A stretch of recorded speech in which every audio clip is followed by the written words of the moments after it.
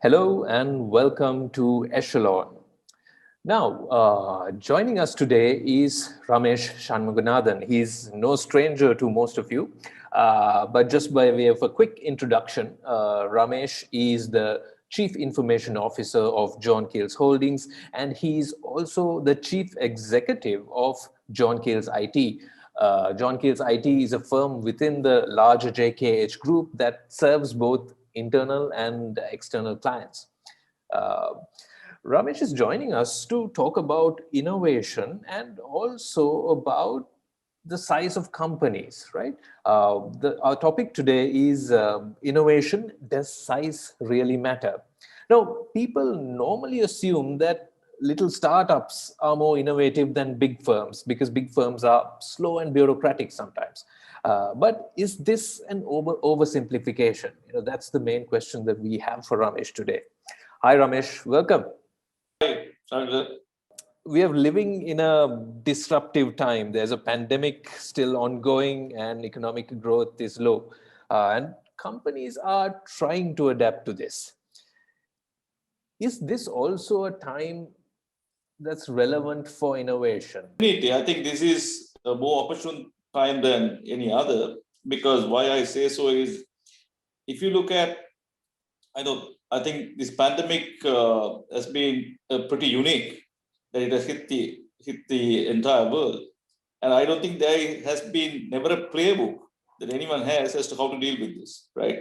So I always a firm believer that uh, when you faced with challenges like this, it's also a great opportunity for you to look at solutions beyond the normal cookbooks, right? And then also see whether there are opportunities where you could really leverage something to do something differently, right? So if you even look at, I'm just saying, take an example, right? I think if you're opening a retail store, everyone will say three things which matter is the place, right? Today, pandemic rewrote that entire assumption, right? Sure. You don't need a place. All you need is a vehicle and a brand that is known and a good product or a service that you're offering. And as long as you're on a platform which can reach the audience, you're good enough. You could even, your place could be a home, your kitchen in the backyard, Sure. right? So that's the whole assumption which pandemic really kind of nullified and said, hey, go rethink, reimagine, remodel your way, because today all the traditional cookbooks are getting rewritten, right? So that allows the opportunity for a company, whether big or small, to really reach out of their way and look at the opportunity in afresh in the context that pandemic has imposed on us. See, I would think it's a lot of people tend to look back at traditional companies who are big and say like I think the Luger's book Elephant Can't Dance, right? But obviously, it is not about whether you're big or small. It is about the company's intent, about the leadership, about the company's culture. Ramesh, can you talk about the importance of leadership, particularly in pursuing innovation in a large corporate setting? You suggested it to us that it needs structure, it needs an approach. It cannot be random. Does How does one provide the leadership to do something like that in a large company? That is the most challenging part, I would think, and that is where I think for probably the answer to your question in terms of whether size matters. It's not about size; it's about the leadership. So we, as traditional corporates, have been very comfortable with linear value chains. That's why we go into backward integration, forward integration, because we want to be in control of the entire value chain, right? So today, that premise is getting questioned big time, saying, can you concentrate your assets and resources on the value ecosystem which you are good at and partner for the rest and create a value ecosystem, right? That's a very compelling opportunity that all of us have to look at. So that really answers the leadership, right? It is bringing you out of your comfort zone where I have been in control of all of this. Now, all of a sudden, hey, I know I can do something different, but I'm not comfortable because I don't know.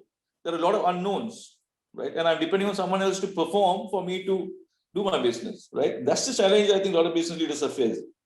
So that comfort factor of not being in control and be trusting another business to co-innovate and co-create into the value, creating the value ecosystem, is becoming the challenge the leadership is trying to conquer with, right? And because it's beyond your control, right?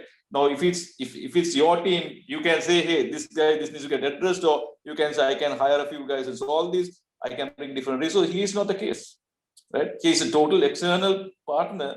You have to believe and trust that he is going to live up to your expectation.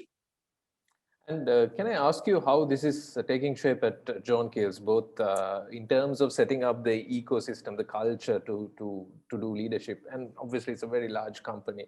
How is it shaping up in terms of? We started this open innovation program way back in 2015, right? So we understood that this is not going to be easy change. We even studied companies like GE, how they took on transformation. So we had a lot of planned interventions in terms of bringing innovation as a culture, getting people comfortable with this, because we are on 3 iterations of incubator, right? So we co-founded. First round when we did it was just a prize money. Second round when we did, we just invested in any business, even if they have no relevance. Third time we looked at relevance to our business.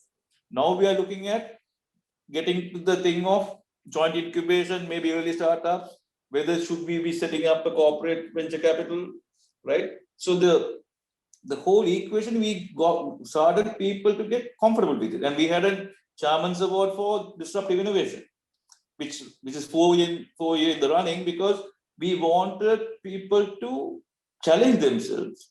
So and we wanted them to be recognized, so that they also felt that this is something that the organization is expecting them to do, right? So it is about setting the tone, making them feel that this is the expected norm, then an unexpected thing, and this has to come into a DNA, right?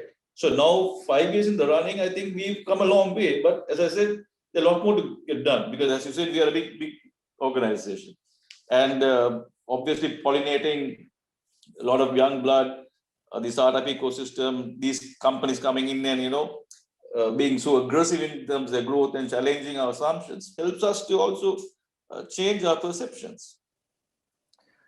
Anything you think you need to add to round this off? So I think the other one I wanted to touch base was the culture, right? Okay. So the one of the bigger things I see, if you look at for innovation to be successful, I would kind of point to 4 things, right? People and the culture, right? Because you have to have people who come and challenge you, right? The status quo, right? A lot of the time, in a corporate setting, we don't like to be challenged. Second one is quick decisions, right? Mostly in big organizations, the structure is very hierarchical. In startup, it is not, right? So if you look at Google, they are big. They have this concept called microcells, right? So within the microcell, they have the entire empowerment to make decisions and run with things, right? Unless something drastically goes wrong, right? So how do we empower people at the grassroots to carry on with the agenda with minimum escalation in terms of approvals, right? So that is the second aspect.